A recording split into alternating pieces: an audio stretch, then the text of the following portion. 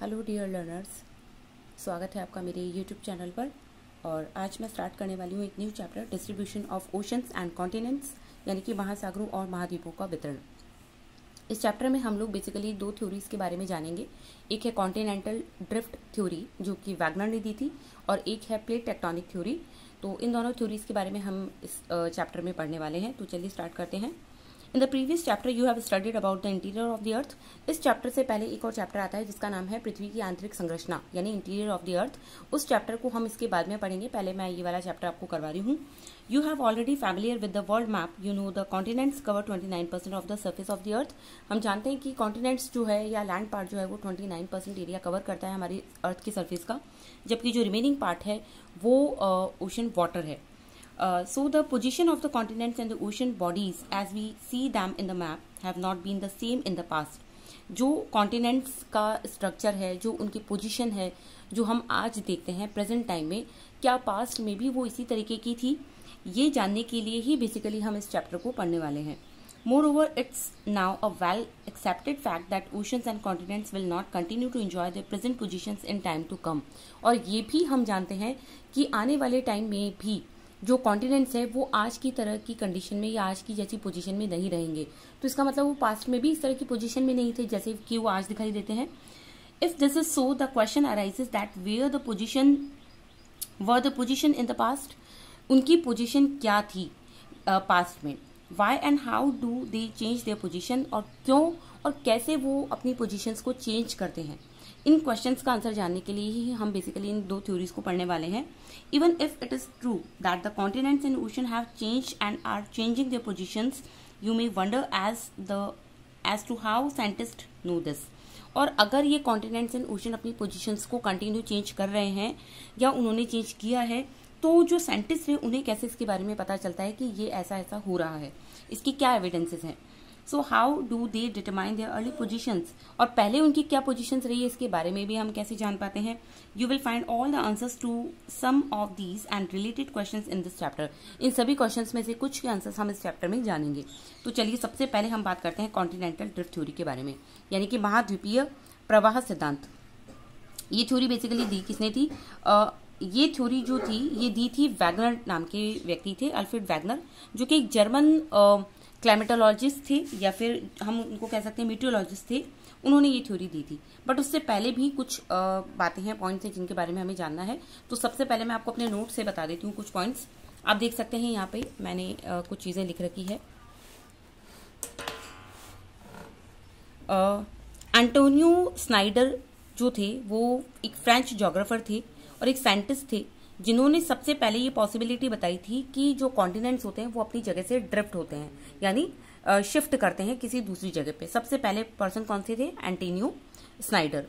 Then he was preceded by Abraham Ortelius, और इनसे भी पहले एक और पर्सन आए थे, अब्राहम ऑरेलियस, जो एक डच मैप मेकर थे। डच के थे वो और मैप मेकर थे। उन्होंने ये बताया था कि उन्होंने ये पॉसिबिलिटी शो की थी कि हाँ शायद कॉन्टिनेंट्स अपनी जगह पे स्टेबल नहीं है बल्कि मूवमेंट कर रहे हैं। ठीक है। और उसके बाद में आते हैं अल्फ्रेड वैगनर, जो कि एक जर्मन मीटरोलॉजिस्ट थे। उन्होंने अपनी ये थ्योरी 1912 में दी थी, और साथ ही साथ में उन्होंने ये जो थ्योरी थी वो अपनी बुक के अंदर 1915 में पब्लिश की थी। उस बुक का नाम था the origin of continents and ocean. ठीक है, ये उनकी बुक का नाम था। तो ये उन्होंने थ्योरी दी थी। तो चलिए अब इसको बुक से देख लेते हैं हम। बुक में देखिए, बुक में दे रखा है कि you will be surprise by the symmetry of the coastline on either side of the ocean. अगर आप ओशन के दोनों जो मार्जिन होते हैं, ईस्टर्न मार्जिन और वेस्टर्न मार्जिन, उन दोनों किनारों पे अगर आप उसकी सिमेट्री को, यानी उसकी जो बनावट है, उसका जो स्ट्रक्चर है, उसको अगर आप देखते हैं तो आप हैरान हो जाएंगे कि उनमें काफी ज्यादा सिमिलैरिटीज आपको देखने को मिलेगी। ठीक है, काफी सारी सिमिलैरिटीज यानी समानताएं मिलेगी। And considered the possibility of the two Americas, यानी north and south America, Europe and Africa to be once joined together. और जो साइंटिस्ट थे उन्होंने ये संभावना भी जताई थी कि जो दोनों अमेरिका थे, यूरोप था और अफ्रीका थे, ये किसी टाइम में आपस में जुड़े हुए थे, आपस में कनेक्टेड थे। From the known records of the history of science it was Abraham और ऑर्टेलियस। ये सबसे पहले अब्राहम ऑर्टेलियस थे, एक डच मैप मेकर, जिन्होंने सबसे पहले ये पॉसिबिलिटी बताई थी 1596 में कि ये सारे जो कॉन्टिनेंट्स थे ये आपस में जुड़े हुए थे।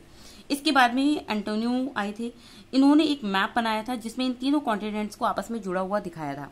इसके बाद में आते हैं अल्फ्रेड वैगनर, जो कि एक जर्मन मीटरोलॉजिस्ट थे। उन्होंने अपनी जो थ्योरी थी वो 1912 के अंदर ये थ्योरी दी थी, and this was regarding the distribution of the ocean and continents. और अपनी ये जो थ्योरी उन्होंने दी थी ये बेसिकली किससे रिलेटेड थी, महासागरों और महाद्वीपों के वितरण से रिलेटेड थी, यानी उनके डिस्ट्रीब्यूशन से रिलेटेड थी। According to Wagner, all the continents formed a single continental mass and mega ocean surrounded the same.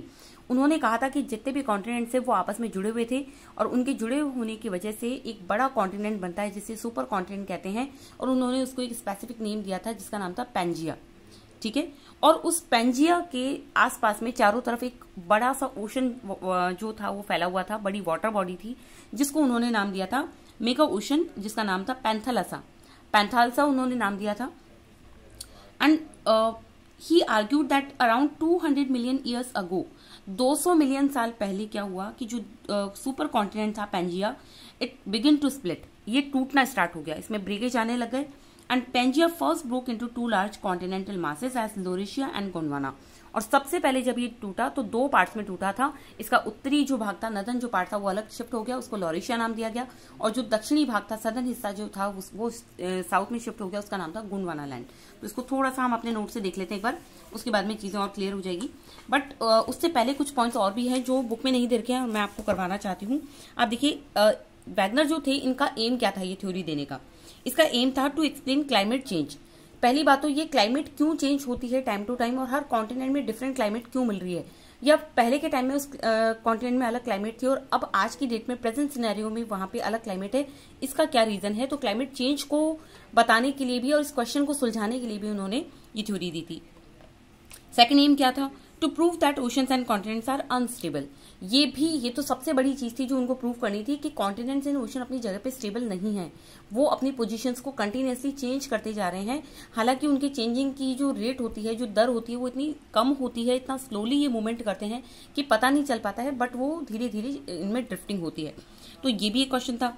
और थर्ड क्वेश्चन था continents drift hence climate change. फिर उन्होंने बताया कि कॉन्टिनेंट शिफ्ट होते हैं इसलिए उनकी क्लाइमेट जो है उसमें बदलाव आता है।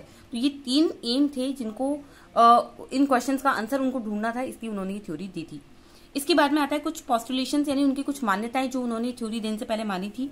उन्होंने कहा था कि there are 3 layers, sial, sima and nife, in interior of the अर्थ।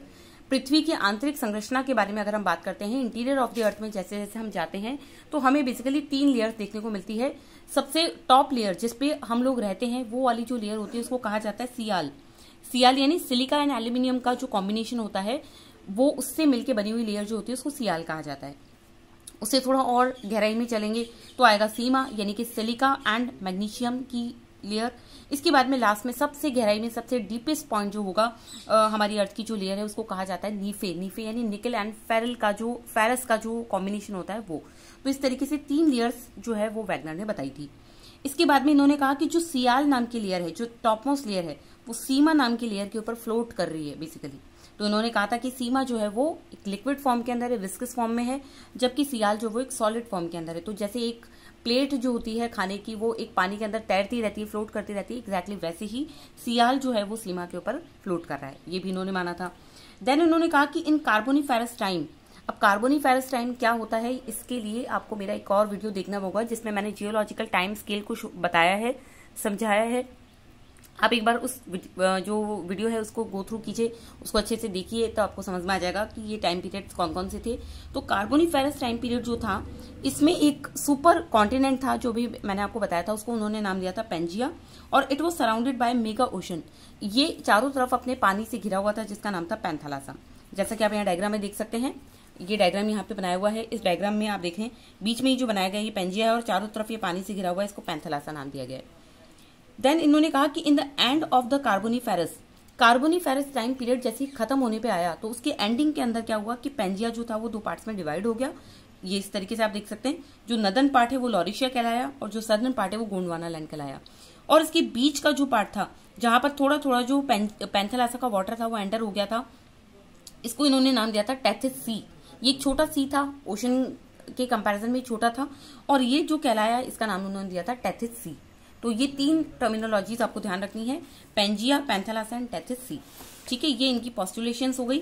इसके बाद में पैंजिया के बारे में इन्होंने कहा था कि पैंजिया जो था वो एक ग्रीक वर्ड था ग्रीक वर्ड से मिलकर बना है जिसका नाम था ऑल लैंड्स, यानी जितने भी महाद्वीप है जब वो आपस में जुड़ जाते हैं, कनेक्टेड हो जाते हैं, ज्वाइंट फॉर्म जो होता है उनका, उसको कहा जाता है पेंजिया। और इसको 2 पार्ट्स में डिवाइड किया गया था। नॉर्थ पार्ट लॉरेशिया कहलाया, इसलिए हमारे जितने भी नदर्न हेमिस्फीयर के कॉन्टिनेंट्स हैं जैसे कि नॉर्थ अमेरिका हो गया, यूरोप हो गया एंड एशिया, ये लॉरेशिया के पार्ट माने जाते हैं। और जो सदर्न पार्ट है यानी कि Africa, south America, India, Antarctica and Australia, ये सारे के सारे जो है गोंडवाना लैंड यानी सदर्न पार्ट के हिस्से माने जाते हैं। ठीक है, तो ये हो गया। इसके बाद में इन्होंने कहा कि अब ये कॉन्टिनेंट्स अपनी जगह पे शिफ्ट होते हैं तो इसकी शिफ्टिंग के लिए कौन से फोर्सेज रिक्वायर्ड है, कौन से फोर्स हैं, ऐसे कौन से बल हैं जो जरूरी है जिसकी वजह से शिफ्टिंग होती है, ये ड्रिफ्टिंग होती है। तो इसके लिए इन्होंने बेसिकली 2 तरीके के फोर्सेज बताए थे। एक तो कहा था पोल फ्लीइंग फोर्स, जिसे फोर्स ऑफ बायंसी भी कहा जाता है, और ये वो फोर्स था जिसकी वजह से आपको पता है कि हमारी अर्थ जो है वो कंटिन्यूसली रोटेशन कर रही है, परिभ्रमण कर रही है, घूर्णन कर रही है अपने एक्सेस के ऊपर। तो कोई भी रोटेटिंग बॉडी जो होती है जब वो घूमती है तो अपने आसपास की चीजों को दूर की तरफ थ्रो करने की कोशिश करती है।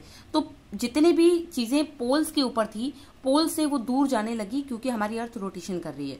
तो ऐसे फोर्स को कहा गया पोल फ्लीइंग फोर्स। और इस पोल फ्लीइंग फोर्स की वजह से कुछ कॉन्टिनेंट्स जो थे वो इक्वेटर के आसपास में आके जमा होने लग गए। ठीक है, तो ये फोर्स वो फोर्स था जिसकी वजह से जो कॉन्टिनेंट्स है वो इक्वेटर के आसपास में आके जमा होने लगे। दूसरा फोर्स था टाइडल फोर्स, यानी कि ज्वारीय बल। और ये इसकी वजह से, इस फोर्स की वजह से जितने भी कॉन्टिनेंट्स थे वो अपने वेस्टर्न साइड में पश्चिम की तरफ मूवमेंट करने लगे।